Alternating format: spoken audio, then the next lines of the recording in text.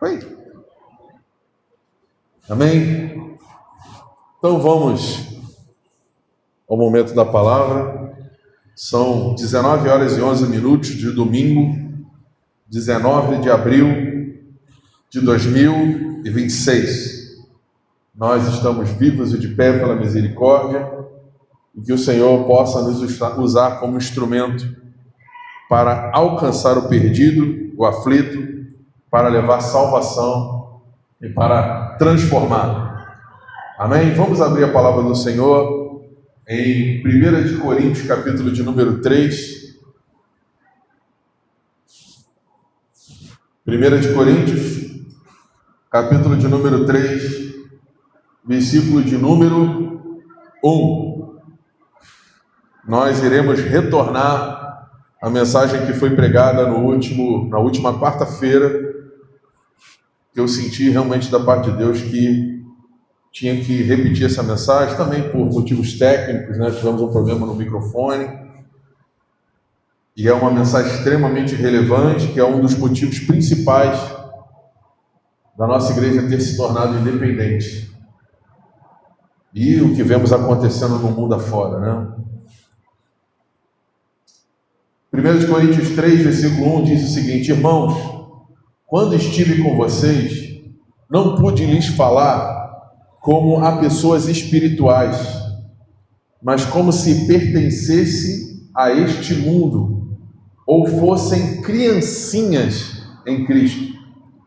Tive de alimentá-los com leite, e não com alimento sólido, pois não estavam aptos para recebê-lo. E ainda não estão, porque ainda são controlados por sua natureza humana, têm ciúmes uns dos outros, discutem e brigam entre si. Acaso isso não mostra que são controlados por sua natureza humana e que vivem como pessoas do mundo?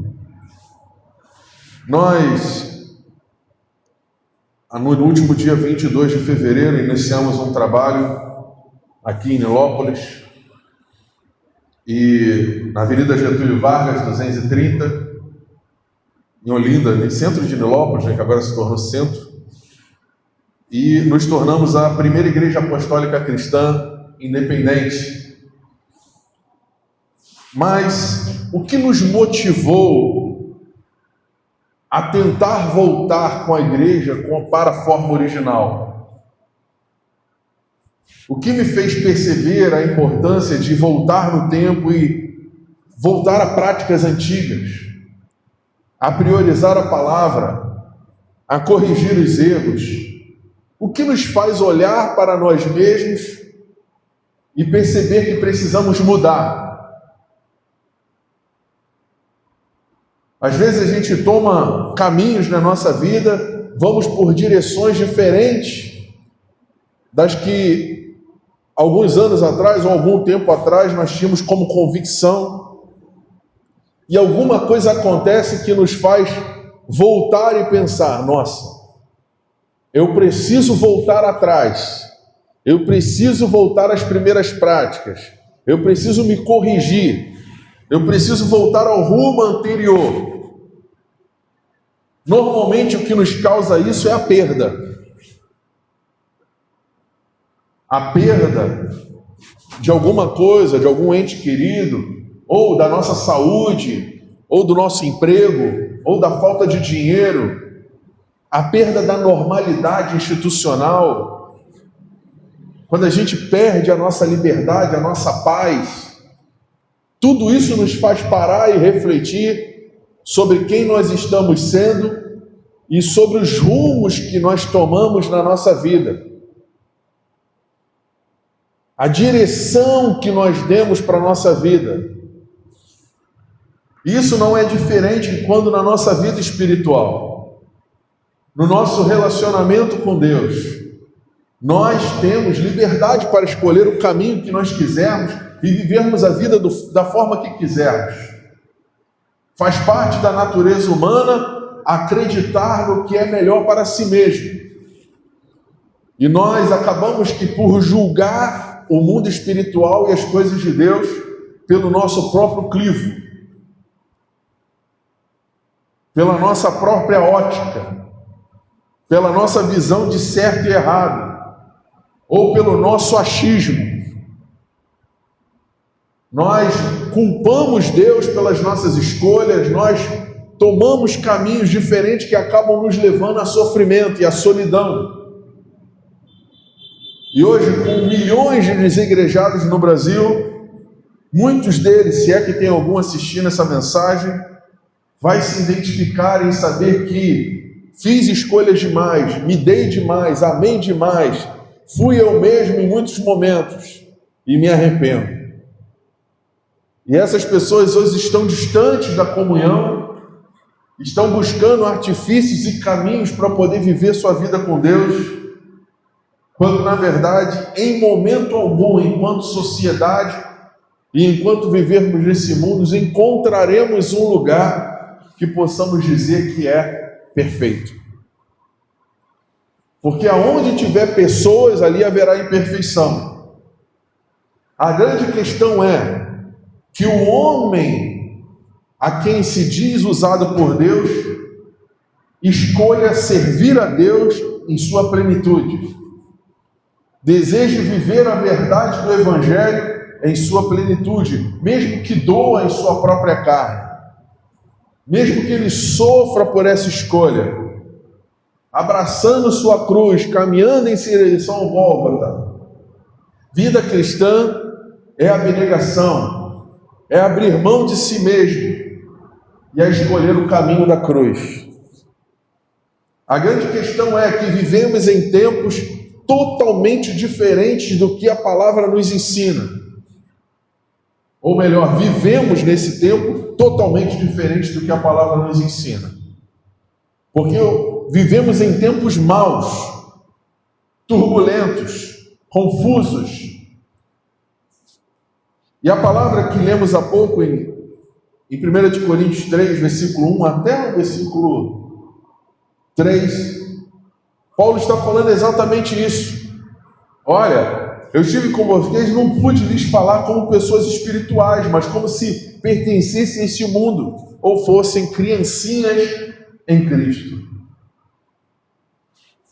As pessoas têm longas datas de comunhão, de vida com Deus, mas não conhecem a palavra, não se aprofundam, não se relacionam com Deus, não têm intimidade com Deus, vivem uma vida cristã sempre no leite, como bebês, não se alimentam de alimento sólido, porque não querem ter responsabilidade para com o reino de Deus.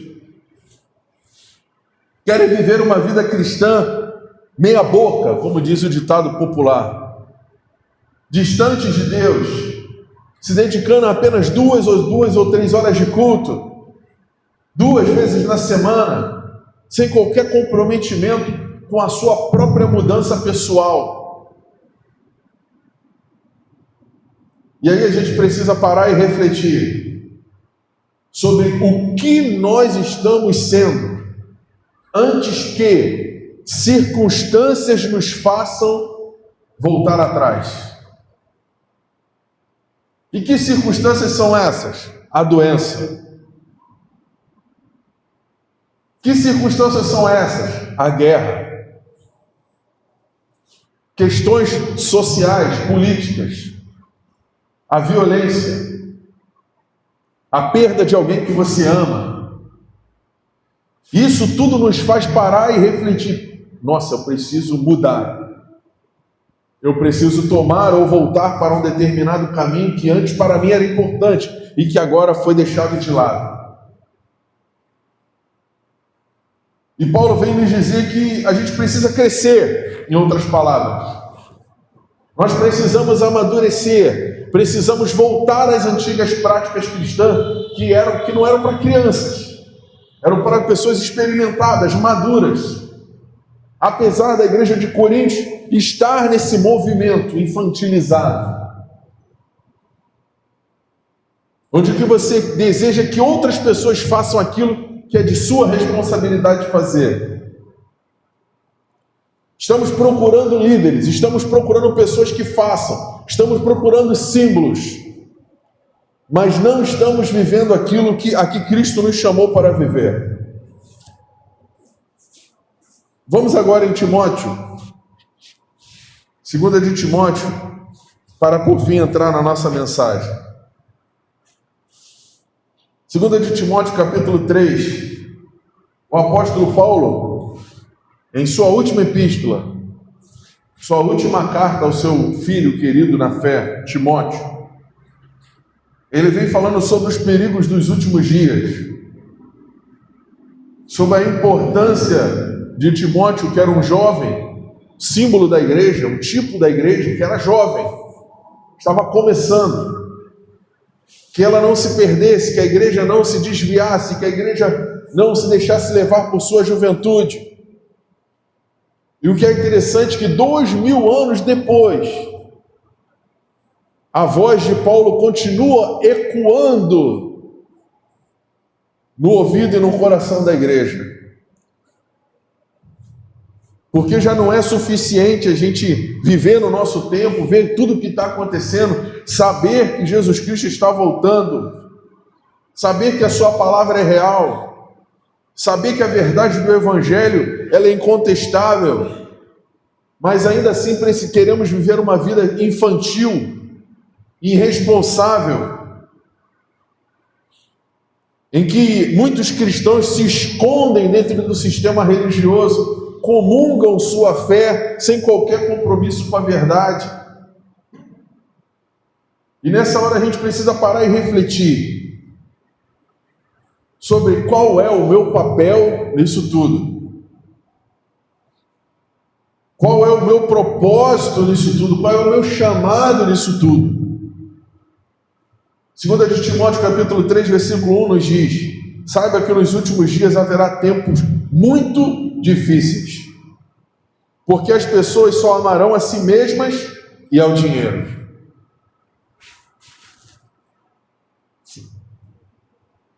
Isso aqui é um fato. Às vezes eu vejo as redes sociais, aí tem um rapaz que ele para as pessoas na rua e perguntam: mulheres, homens, nossa, você está solteiro?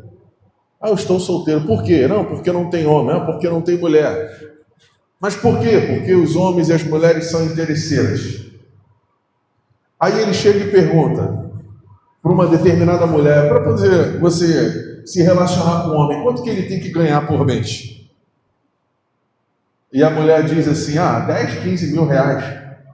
Nossa, mas por que isso tudo? Não, porque eu sou uma mulher cara.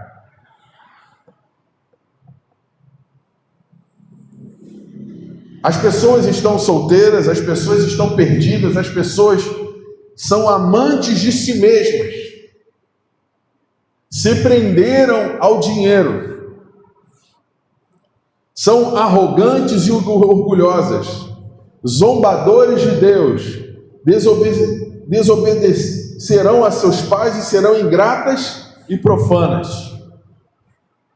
E eu pergunto a você que está assistindo essa live, a você que está vendo pelo YouTube, isso é uma verdade no nosso tempo? Sim ou não? Serão arrogantes e orgulhosas, zombarão de Deus, desobedecerão a seus pais, serão ingratas e profanas. Versículo 3: não terão afeição, nem perdoarão, caluniarão os outros e não terão autocontrole. A palavra de 2000 anos atrás nunca foi tão atual quanto agora. Não existe momento na história mais atual da realidade da palavra quanto agora. Eu lembro quando eu era criança, a gente não podia falar junto com os nossos pais. Se meu pai estivesse falando, a gente não podia falar, a gente tinha que ficar quieto. Eu era muito criança, hein? Eu lembro disso. Que logo a gente era chamado a atenção. Teu pai está falando, sua mãe está falando. Eu tinha que chegar, meu pai chegasse, eu tinha que pedir a bênção à minha mãe. Tinha que chamar ela de senhora, de senhor. E hoje a gente está vendo os filhos praticamente mandando em seus pais, humilhando seus pais, não honrando seus pais. ou buscando seus pais apenas pelo recurso financeiro, quando tem algum tipo de interesse. A palavra fala: desobedecerão a seus pais e serão ingratos e profanos. Não existe momento pior do que esse para falar de ingratidão. Os maiores ingratos dos nossos tempos são os próprios cristãos, que só conseguem enxergar aquilo que faltam para eles. A gente busca o Senhor pedindo só o que falta e não é grato pelo que tem. A gente não consegue ver valor mais na nossa saúde, na nossa sanidade, no nosso equilíbrio emocional. Nós estamos perdidos. A gente só busca Deus por causa do interesse em alguma coisa. Que eu quero um novo relacionamento, eu quero um novo emprego, eu quero um carro novo, eu quero ter uma vida empresarial melhor, eu quero mais dinheiro. Então eu vou buscar o Senhor. Estamos todos perdidos. E Paulo aqui não está falando com o mundo, não, ele está falando com a igreja. Ele está falando para Timóteo, que representava, era um tipo da igreja. Serão cruéis, odiarão o que é bom, trairão os amigos, serão imprudentes e cheios de si, e amarão os prazeres, em vez de amar a Deus. Te pergunto, é ou não é a faceta do nosso tempo? As pessoas são cruéis, elas odeiam o que é bom, são traidores dos amigos. Apesar que hoje em dia não existe mais amizade, é raríssimo. As pessoas só procuram umas às outras por interesse, esperando algum ganho do outro. Outros que sabem fingir melhor, outros que sabem fingir menos. As pessoas não se amam mais, não se valorizam. Parente que só procura o outro só para pedir. Essa semana eu estava falando com a minha esposa, como se a gente fosse um lixão. O caminhão da Colurbe aqui no Rio de Janeiro, ele passa, ele vem catando tudo, todos os lixos das ruas. Depois ele, quando você não está vendo, ele vai lá para um determinado lugar chamado lixão. E ele joga todo aquele lixo no lixão e depois ele sai vazio. Aí ele vai para manutenção, para lavagem, para os cuidados. As pessoas estão fazendo exatamente isso. Elas pegam todo aquele lixo que tem dentro delas, procura alguém e vai lá e derrama tudo em cima daquela pessoa. Aí ela sai vazinha. Aí vai cuidar da cabeça, vai tomar seu banho, vai cuidar da sua vida. As pessoas não procuram mais os outros para ser amigo. Vamos tomar um café na minha casa? Ou vou lá na tua casa para tomar um café? Aquela amizade que existia antigamente, desinteressada. Coisas que a gente só tem quando era criança. Mas hoje, no nosso tempo, está muito pior. As pessoas estão procurando relacionamento pela carcaça, pelo dinheiro. Quantas mulheres separadas, divorciadas, com adultério, tiveram a vida toda torta e agora quer viver uma vida justa? Quantos homens que estão com 40 e poucos anos vivendo como se fosse um jovem de 15, 18, 19 anos, não quer passar de fase, não quer seguir adiante. Mas o pior disso tudo, eu não estou falando do mundo, eu estou falando da igreja. Daqueles que se dizem cristãos. O mundo é o mundo sempre foi o mundo e nunca vai mudar. Estou falando da igreja. Essa semana, acho que foi anteontem ou ontem, eu estava vendo uma matéria de uma igreja lá não sei aonde, um cara abusando sexualmente de jovens. O cara é um pastor. Batia nos jovens, botaram uma câmera, filmaram ele batendo nos jovens. Acredito que era uma casa de recuperação, um abrigo de jovens, não sei. O negócio está perdido. Pessoas tendo uma vida totalmente corrompida e quando chega diante de Deus finge que está tudo bem, como se Deus não estivesse vendo nada. Pessoas que não são amigas de ninguém, que não amam ninguém, que não respeitam ninguém, que não faz o bem para ninguém, mas quer se apresentar diante de Deus como se fosse uma nova criatura, achando que Deus é idiota. A gente está no mundo, amém? Estou no mundo, estou vivendo a vida torta mesmo. Ou aquela música lá do Rick Martin, vive a vida louca. Estou vivendo a vida louca. Está no mundo. Todo mundo tem direito a escolher, mas viver uma vida de hipocrisia. São cruéis, odiarão o que é bom, trairão os amigos, serão imprudentes, cheios de si mesmos, e amarão os prazeres em vez de amar a Deus. E aí é que chega a grande questão. Aí que entra na questão da primeira igreja apostólica cristã independente. Toda a grande incisão que acontece nas igrejas é em virtude de uma insatisfação, às vezes pessoal. Nossa, eu não fui com a cara desse cara, eu vou abrir uma igreja e vou botar o nome de independente. Mas quando se trata uma questão bíblica, da igreja ter se desviado do caminho da verdade, da igreja estar se baseando em dogmas, em sistemas, em mentiras, sendo tolerante com o arrepio do evangelho, então a gente perdeu a essência da verdade. Porque a palavra diz, aquele que comigo ajunta, senão espalha. Ou você está juntando com Cristo, senão você está espalhando. Não existe uma vida cristã pela metade. Não dá para eu pegar a Constituição brasileira e pegar uma parte, aceitar uma parte e o restante eu fingir que não existe. Ou eu tenho que respeitar as leis como elas são. Não dá para ser crente pela metade, um homem de Deus pela metade, fiel pela metade, não dá. Ou você é honesto ou você não é. Estamos vivendo nesses dias em que o sistema religioso continua comprando e vendendo pessoas, como diz em Apocalipse. As pessoas estão sendo vendidas, comercializadas. Só se fala de dinheiro e de prosperidade em igreja.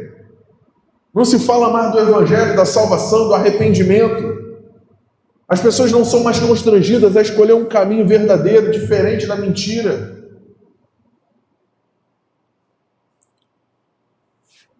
Versículo de número 5, serão religiosas, apenas na aparência, mas rejeitarão o poder capaz de lhe dar a verdadeira devoção. Paulo fala para Timóteo, fique longe de gente assim. Então, ou o Senhor Jesus Cristo tem falado por meio da palavra, que diz em Hebreus capítulo 1, versículo 1, que nos últimos dias Deus falaria por meio da palavra, ou Deus não está falando nada, isso tudo aqui é o teatro. A palavra fala, fique longe de gente assim, de um sistema corrompido, onde as pessoas preferem o dogma, preferem a rotina, preferem a eclesiologia, toda essa burocracia cristã, e deixando o Espírito Santo de lado, deixando a palavra de lado. Por isso a gente vai falar sobre as 10 questões que você precisa saber ao visitar a primeira igreja apostólica cristã independente. Por que que nos tornamos independentes? Porque é um grito de mudança. Somos independentes do sistema, mas dependentes de Deus, dependentes da palavra. Esse sistema que está aí fora, que só fala de dinheiro, que tem mantido uma porção de vagabundo, pastor andando com relógio de $1 milhão, andando de Ferrari, andando de carrão, e o membro passando fome, querendo trocar de avião, tendo a mão beijada, bando de safado, de irresponsáveis, e que levam um rótulo de pastor. Eu vou ler aqui os 10 tópicos. O primeiro tópico diz, quando reunidos somos a representação do corpo de Cristo, a eclésia ou a igreja, simplesmente como comunidade, não institucional ou sistemática, não baseada em dogmas ou ritos, apenas um grupo de pessoas que seguem a Cristo, que buscam ter suas mentes e vidas transformadas pela palavra de Deus, convencidas pelo Espírito Santo. Não usamos rótulos como pentecostais, tradicionais, reformados, neopentecostais, ortodoxos ou restauracionistas. Somos simplesmente cristãos, na sua representação mais simples. Aí eu cito Atos capítulo 11, versículo 26. A igreja simplesmente sendo igreja. Não com rótulo lá, não, eu sou wesleyano, eu sou presbiteriano, eu sou isso, eu sou aquilo, não. Os homens são importantes, os ritos são importantes, mas nós temos que seguir como priori a palavra de Deus. A palavra de Deus. 2. Nossa doutrina tem como princípio as 5 solas da Reforma Protestante, reafirmada com base na Aliança dos Evangelhos Confessionais em Cambridge, Massachusetts, em 20 de abril de 1996. A reafirmação das 5 solas, somente as Escrituras, somente a fé, somente a graça, somente Cristo, somente a Deus glória. Não seguimos homens, pré-reformadores, reformadores e ou teólogos famosos. Nossa bússola é Cristo, a palavra, o verbo vivo de Deus. Não somos calvinistas, arminianistas, luteranos ou wesleyanos. Por mais significativo tenham sido os trabalhos desses grandes homens, compreendemos que o foco principal da vida cristã é o Evangelho revelado por Cristo, e não discursos e visões teológicas. Nem Paulo, nem Apolo, Cristo. Ou seja, existiram esses grandes homens do passado que fizeram com que o movimento da igreja chegasse aos nossos dias. Mas eles não são Cristo. As pessoas estão seguindo homens. Ao que lemos aqui há pouco, as pessoas são crianças, precisa de um responsável, precisa de um paizinho, de uma mãezinha. E para isso fogem da palavra, ao invés de seguirem Cristo. A grande questão é, não seguimos Cristo porque para seguir Cristo você precisa mudar de atitude. Você tem que ter uma mente transformada. Você tem que fazer uma escolha. E as pessoas estão usando esses grandes homens. Nossa, eu sou luterano, eu sou wesleyano, eu sou presbiteriano, eu sou arminianista, eu sou calvinista. Mas temos cada vez menos pessoas dizendo, eu sou de Cristo. Eu prefiro seguir o exemplo de Cristo. Porque todos esses homens foram pecadores. John Huss, Wesley, Spurgeon, todos eles, Tozer, todos esses grandes homens que vieram antes de nós, foram pecadores. Todos eles morreram e estão mortos. Agora, Cristo continua vivo. Mas é mais fácil eu seguir um homem, é mais fácil eu colocar alguém para ir no meu lugar. Então eu vou seguir o Macedo, eu vou seguir o Valdomiro, eu vou seguir sei lá o nome dele. Esqueci até o nome dele. Líder das Assembleias de Deus. Vou seguir o Malafaia. São homens bons, são homens de Deus. Mas você tem que seguir Cristo. Cristo e a sua palavra. A palavra em determinado momento diz, chama-me Senhor, Senhor, mas não fazem o que eu digo. A gente está chamando Cristo de Senhor, mas a gente não faz o que Ele diz, não adianta de nada. Que vida cristã é essa que a gente está seguindo homens?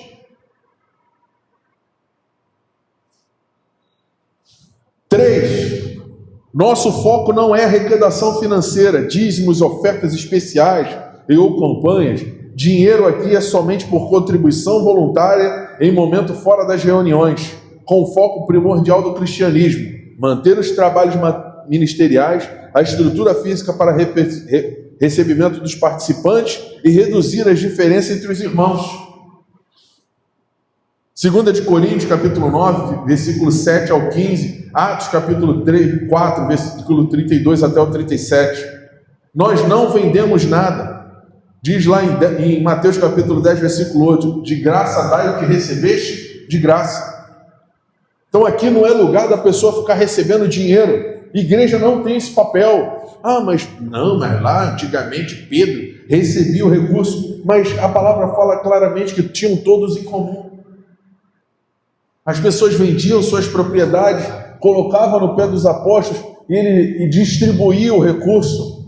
Será que os ditos pastores do nosso tempo estão fazendo isso? Será que eles estão fazendo isso? As pessoas pregam sobre dízimo, mas não sabem nem o que é dízimo. Só entende que é a 10ª parte. Tantos pastores roubando as ovelhas. Tantas pessoas que estão fazendo da igreja, sabe, um lugar de dinheiro. Exatamente quando Jesus entrou no templo e ele viu lá as bancadas, a primeira coisa que Jesus fez foi pegar um pedaço de pau e quebrar tudo. Estão fazendo da casa do Senhor uma casa de comércio. Então o cara vai lá, bota dentro da igreja lá um restaurante, bota uma livraria, e aquilo tudo é isento de imposto, porque a igreja é isenta de imposto. E o bandido pega o dinheiro, bota todo no bolso dele, milionário. E o membro desempregado passando necessidade. Não estou aqui para discutir se tem que dar dízimo, se não tem que dar dízimo. Você faz o que você quiser com o teu dinheiro, com a tua vida. Eu acredito no que a palavra diz. Contribuição voluntária. Contribuição voluntária. O resto é história fiada. É forçação de base teológica para poder te convencer de que não, se você não der o dízimo e a oferta, o devorador vai entrar na tua vida.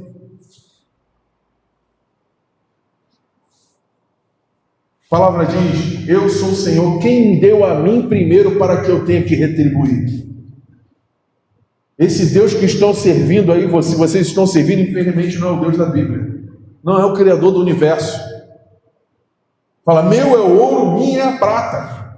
Deus é dono de tudo, Deus é dono da nossa vida, Deus pode fazer do ar ouro. Do verbo ele cria o universo. Será que Deus está tão preocupado com o teu dinheiro? O dinheiro é para manter a estrutura, para poder fazer o bem ao próximo, para fazer o bem, ajudar os necessitados, diminuir as diferenças sociais, manter os trabalhos, nada mais. 4. Aqui o culto é para Deus e não se trata somente de 2 horas de reunião. Culto é fruto de vida no dia a dia, totalmente voltado para Deus e não para o homem. Romanos capítulo 12, versículo 1. Nossas reuniões são basicamente formadas por oração, louvor e palavra. Não temos ministério de louvor ou levitas. Todos são instrumentos de louvor a Deus e fazem isso com o resultado e fruto de suas vidas. Mas sim, teremos instrumentistas, cantores e quem sabe um coral no futuro. Aqui buscamos apenas nos santificarmos por meio da palavra e da verdade, dos cânticos de louvores a Deus, a oração e da comunhão em Cristo Jesus. João capítulo 17, 17. E resultado com ações no meio da comunidade que vivemos, o resultado da nossa fé. Não baseamos nossa fé em falácias, ritualismo pagão ou achismo religioso. Os cânticos e louvores são teocêntricos, cristocêntricos, somente para Deus, somente a Deus glória. Colossenses 3,16. Ou seja, o culto é para Deus, mas o culto não é 2 horinhas sentado no banco, é o dia a dia em casa. É no relacionamento familiar, é no trabalho, é nas nossas atitudes do dia a dia. Ser cristão não é estar sentado num banco de igreja. Até porque a igreja só vai se reunir naquele grande dia. Nós somos um projeto de igreja. Eclésia é reunião de pessoas. Nós somos membros do corpo de Cristo. Mas para ser membro do corpo de Cristo, temos que fazer parte dele. E não viver uma vida de agente secreto. Tem muito crente que é agente secreto. Tem uma vida dúbia, distante da verdade do Evangelho. 5. Nossa missão é levar o Evangelho eterno, simples e fácil, vivendo a vida diária, indo e cumprindo o ID, com o desejo de trazer de volta a forma original da Eclésia de Cristo. Não uma instituição parte de um sistema, mas a santificação dos membros do corpo do Senhor. Mateus capítulo 18, versículo 19, Romanos 8, 19. Nossa visão é levar o Evangelho simples e fácil. Mas o Evangelho simples e fácil, ele liberta. Então por que esse sistema não prega mais o Evangelho? É porque ele quer aprisionar pessoas. Ele quer manter a pessoa na coleira. Se você não der teu dízimo, tu vai para o inferno. Se você não vier para a igreja, tu vai para Satanás, vai te pegar. Se você não fizer isso, olha, tua vida vai ficar doente. Você vai ficar todo torto. 6. Apesar de respeitar quem pensa o contrário, não guardamos datas, dias, meses, ritos ou qualquer coisa que esteja fora dos princípios bíblicos. Em resumo, não está na Bíblia, não fazemos. Que novidade é nisso aqui? Falou alguma coisa aqui que está diferente, distante da palavra? Colossenses 2, versículo 8 até o 23. 1 de João, capítulo 2, versículo 15 até o 20. Gálatas 1, versículo 8. Respeitamos quem faz, mas não fazemos. Aonde tem um versículo bíblico que diz assim, olha, eu nasci no dia 25 de dezembro e vocês precisam comemorar essa data. Olha, a gente tem que comemorar o São João, a gente tem que comemorar a Páscoa. Paulo diz exatamente o contrário. É bom, é legal, eu gosto. Principalmente da comida, muito bom. Páscoa. Gosto da Páscoa, gosto do Natal, gosto do São João, gosto de tudo. Mas eu não posso dizer que isso aqui é a palavra que diz. É uma escolha minha. É uma escolha sua. A igreja não tem que guardar dia, não tem que guardar nada disso. Meses, anos, comemorar. Isso é tudo comércio. Igual eu passei na rua hoje, ou foi ontem? Foi ontem, né? Foi ontem. E eu vi lá, já chegou o Dia das Mães. Pô, está abril. Está em abril, já estou falando do Dia das Mães. É rápido. Já estão falando do Dia das Mães. Por quê? É um dia como outro qualquer. Mãe é todo dia. Você tem que lembrar da sua mãe, do seu pai, do seu familiar todo dia. Mas não, tem um dia da mãe, tem um dia do fulano, tem um dia do Beltrano. O comércio.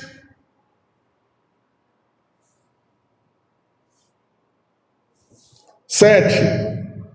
Não afirmamos nada que o Evangelho não afirme. Não ignoramos o que ele afirma.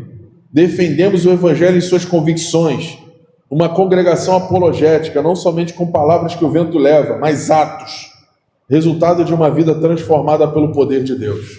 1 de Pedro, capítulo 3, versículo 15. Tem alguma novidade nisso? Não. Tem gente colocando na Bíblia a palavra que não está na Bíblia. Tem gente inventando história. E o que está na Bíblia, as pessoas estão fingindo que não está ali. Não, vou fingir que isso aqui não está ali. Mas está claro, está lá na Bíblia. Não, mas o que ele quis dizer não é bem isso aí, não. Não é bem por aí. Isso foi lá 2000 anos atrás. Agora o negócio mudou. Agora tem que ter parede preta. Agora tem que ter não sei o quê. Agora tem que ter área VIP na igreja. Porque lá atrás, foi lá atrás, agora mudou. Não! A palavra fala em Apocalipse que aquele que inserir um tio sequer, uma vírgula sequer a mais na palavra, colherá pelo que fez. Tem gente que está inventando coisa, e a vida cristã é tão simples, está aqui, está, então vou defender o que está aqui. Mas o que não está aqui? Não, se não está aqui, eu não vou. Para que eu vou entrar nessa discussão? Para que eu vou entrar nessa discussão se a Bíblia não fala sobre isso? Se Jesus não discutiu sobre isso, por que eu vou discutir se nem ele discutiu? Por que eu vou brigar por uma coisa que nem ele brigou? O que falta, pessoal, é a gente mudar o nosso caráter. É sermos pessoas melhores e realmente vivermos a palavra. Porque os nossos atos vão falando por nós. As nossas atitudes, a nossa postura vai falar pela gente, vai ser um exemplo que vai alcançar o outro. Então, como tem gente que não tem o que mostrar, fica inventando coisa na palavra, no Evangelho, para poder fazer barulho, para poder se amostrar. Isso é o que mais tem aí fora. 8. Temos como únicos sacramentos o batismo, Mateus capítulo 28, versículo 19, e a ceia como memorial, Lucas capítulo 22, versículo 19, e 1 de Coríntios capítulo 11, versículo 23 até o 26. Tanta gente que fala, não, é santa ceia do Senhor. Não é santa nada, é só um cerimonial. É um momento que a gente para e se lembra. Fazer isso em memória de mim. Mas não é um momento sagrado, não é um momento solene, é um momento importante na igreja. Mas tem gente que está fazendo da ceia, nossa! E o que é interessante, a ceia é sempre no primeiro domingo de cada mês. Aonde está nessa Bíblia? Onde está na Bíblia isso aí? Tem que fazer isso aí. Então as pessoas estão botando, não que não tenha ceia, vai ter ceia, a gente vai escolher o dia. E a gente vai faz no primeiro domingo, pode ser no terceiro, pode ser num dia de semana. A gente não guarda dias. 9. Todos os trabalhos resultantes de nossa congregação e ministérios possuem como foco principal perseverar na doutrina, na comunhão, no partir do pão e na oração, propagar o evangelho de Cristo, reduzir as diferenças e passarmos a ter tudo em comum. Ou seja, o nosso foco é voltar ao que a igreja era. Às vezes a gente, pessoa que tem muitos anos de casado, no começo do casamento, nosso casamento é uma maravilha. Por quê? Porque a pessoa se importa com o outro, que a pessoa ama o outro, quer agradar o outro, quer conhecer o outro. Só que é o trabalho, a dificuldade da vida vão distanciando as pessoas. E às vezes a gente precisa parar, poxa, como que eu faço para voltar lá para trás? Para voltar a ter aquele relacionamento. E com Deus é a mesma coisa. A gente tem um relacionamento com Deus de proximidade, oração, leitura da palavra, daqui a pouco acontece alguma coisa que a gente se distancia. E a palavra fala, volte lá atrás, às primeiras práticas, veja aonde caíste, aonde deixastes o seu primeiro amor. Então, perseverar na doutrina, na comunhão, no partir do pão e na oração, propagar o evangelho, reduzir as diferenças e passar a ter tudo em comum, é o trabalho da igreja. Mas por que a igreja não quer perseverar na doutrina? Porque a verdade liberta. E é difícil controlar uma pessoa livre. Você quer uma pessoa na coleira. Então você trabalha com medo, o ministério do medo. Como eu mantenho esse cara aqui? Eu vou criar sempre uma situação de medo para que aquela pessoa fique próxima. Olha o diabo, olha o Satanás. O diabo leva a culpa de tudo, como se o diabo fosse onipotente, onipresente, como se ele fosse o cara. Diabo, nossa, o super-herói do mal, né? Agora eles chamam de anti-herói, porque ele leva a culpa em tudo. O crente não tem culpa de nada, o cristão. E Deus, como se Deus fosse um idiota, que está lá sentado no trono, vendo tudo acontecer, e não, ele quer, né? Quem sou eu, né? Então qual é o nosso papel? Perseverar na doutrina, na comunhão. Aí tem uma galera hoje aí, os desigrejados, legal, é melhor estar dentro de casa do que no lugar errado, no lugar de opressão, de engano, de mentira. Prefiro. Mas você tem que ter comunhão, tem que fazer alguma coisa. Porque é o que a palavra diz, não é o que você quer, nem o que eu quero, é o que a Bíblia diz.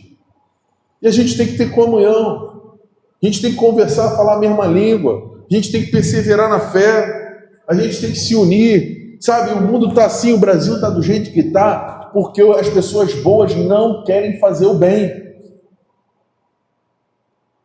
A pessoa chega lá no período de eleição, sabe o que ele faz? Na minha época tinha cédula, eu era garoto, mas ainda peguei a cédula de votação. Rasga, rasura, vota nulo, aí depois quer reclamar do Brasil, quer reclamar do presidente, quer reclamar da política, quer reclamar da instituição. Por quê? Você simplesmente não fez o teu papel. E a vida cristã é a mesma coisa. As pessoas estão vivendo uma vida assim, sabe? Eu sou crente, mas...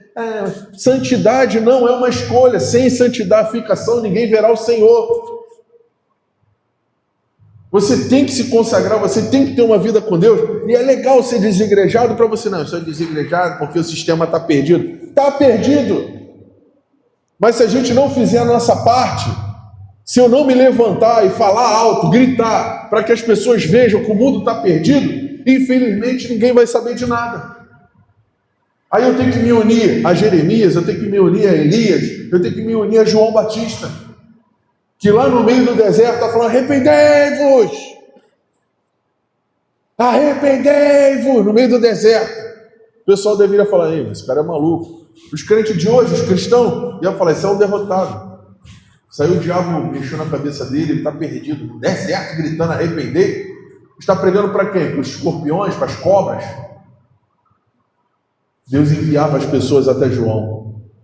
As pessoas saíam de dentro das cidades e iam até o deserto para ouvir a verdade, para se arrepender e para serem batizadas. Hoje, as pessoas querem ficar no conforto dos seus lares, fingindo que são uma coisa que não são, mostrando para o mundo, não, eu sou bom, mas não é bom nada, é mentiroso. O papel da igreja se perverteu, se perdeu. E os ditos cristãos que poderiam estar fazendo alguma coisa diferente estão escondidos, porque acreditam que são a última Coca-Cola do deserto, o último biscoito do pacote. Não, eu sou o cara, eu não vou para qualquer igreja, eu não vivo qualquer coisa. Então, se você não fizer alguma coisa, Deus precisa de seres humanos para fazer a obra dele. Deus precisa de verdade? Não, Deus podia destruir tudo e começar tudo de novo. Foi o que ele fez com Moisés. Ele disse, Moisés, vamos fazer o seguinte, eu vou pegar você, eu vou matar todo mundo e vou começar tudo de novo com você. Sabe o que Moisés falou para ele? Não, Senhor, que isso? O que os egípcios vão achar da gente? O que vão pensar do Senhor? Você acha que Deus está preocupado com o que os egípcios vão pensar dele? Deus, no estalo de dedo, destruiu o Egito. Acabava com a humanidade. Mas nós somos religiosos. Nós somos religiosos. Não, a gente quer que outro faça o nosso trabalho. Não, vai você, fulano. Não, eu vou ficar aqui. Eu não vou nessa igreja que só tem safado lá. Você é um safado também? Um sem vergonha?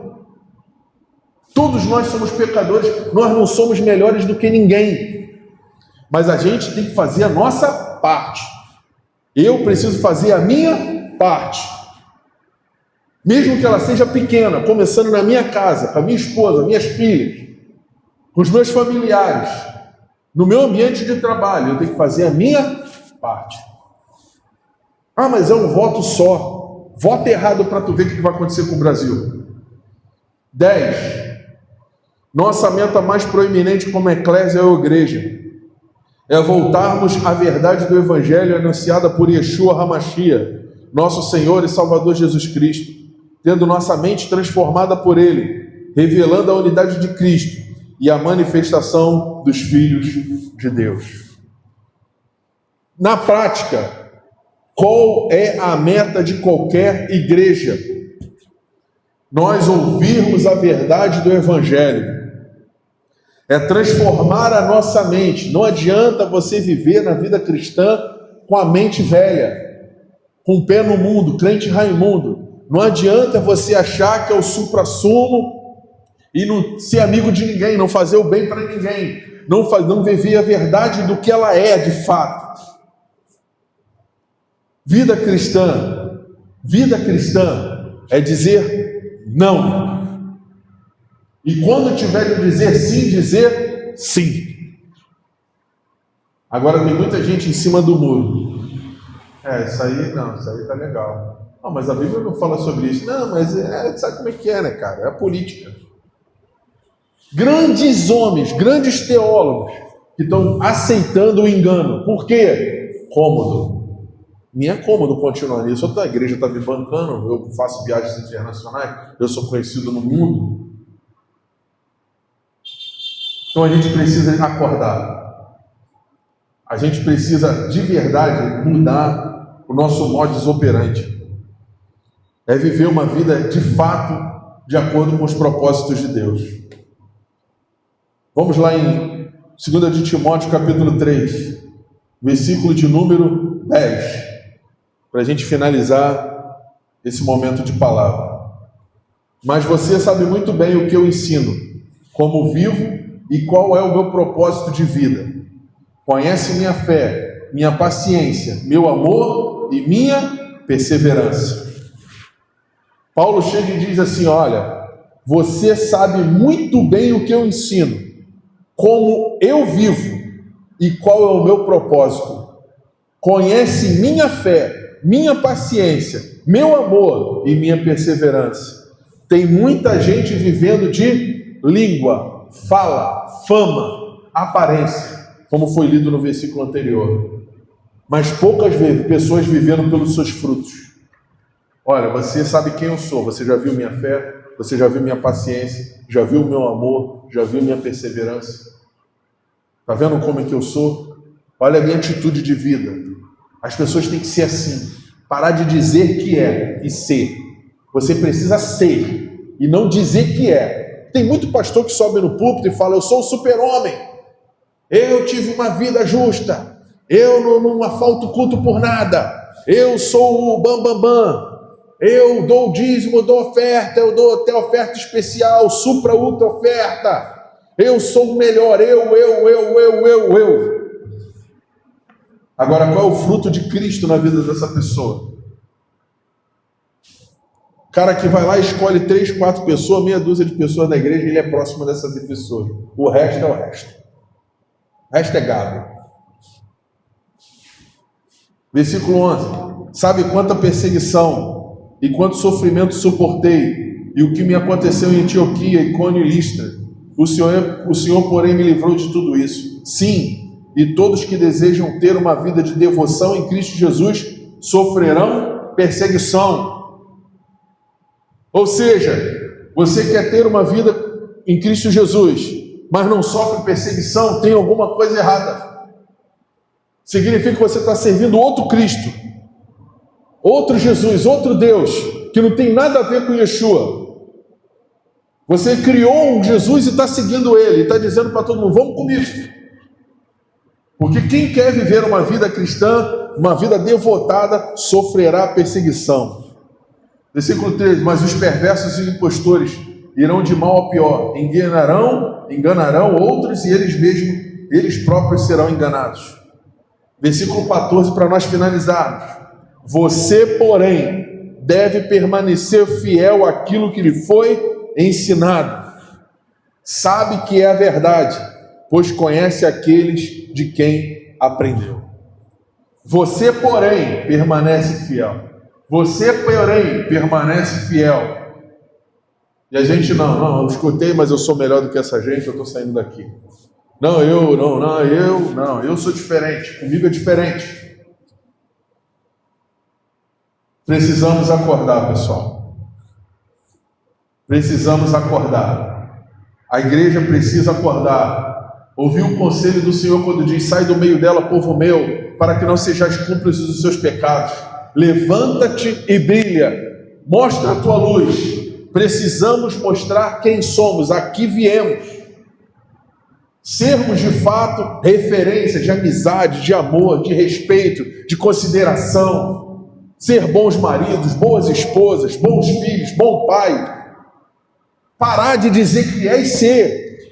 Começar a viver a verdade do Evangelho, de fato. Se tiver de sofrer, eu vou pegar minha cruz e vou em direção ao Gólgota. Vida cristã é cruz. Todos os dias, pegar a nossa cruz e seguir Jesus em direção ao Gólgota. Aquele que amar a sua vida mais do que a mim não é digno de mim. Aquele que se apegar à sua vida, perdê-la-á. Mas aquele que abrir mão da sua vida, ganhá-la-á. Vida cristã é aceitar que Cristo morreu a nossa vida, para vivermos a vida dele. É desejar viver uma vida de acordo com os propósitos de Deus. A gente vai sofrer, a gente vai passar por dificuldades, mas é o que diz a palavra: Ele estará conosco até a consumação dos séculos. O resto é o resto. Então nós precisamos ser independentes desse sistema que está aí fora, mas totalmente dependente de Cristo, totalmente dependente de Deus. Temos que ser independentes desse sistema maligno, pervertido, que só fala de dinheiro, que só busca os prazeres, que sabe que foge da verdade, mas sermos totalmente dependentes de Cristo. Que o resto é o resto.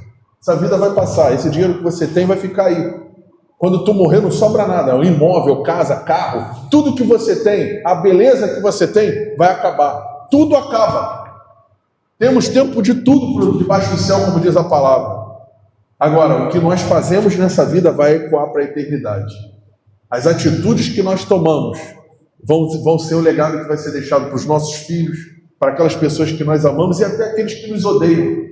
Porque eles vão parar e falar, caramba, eu não gosto desse cara, não gosto dessa mulher, mas que pessoa diferente. Temos que brilhar a nossa luz. Temos que voltar à prática original do Evangelho. Lembra-te de onde caíste. Volte às primeiras práticas.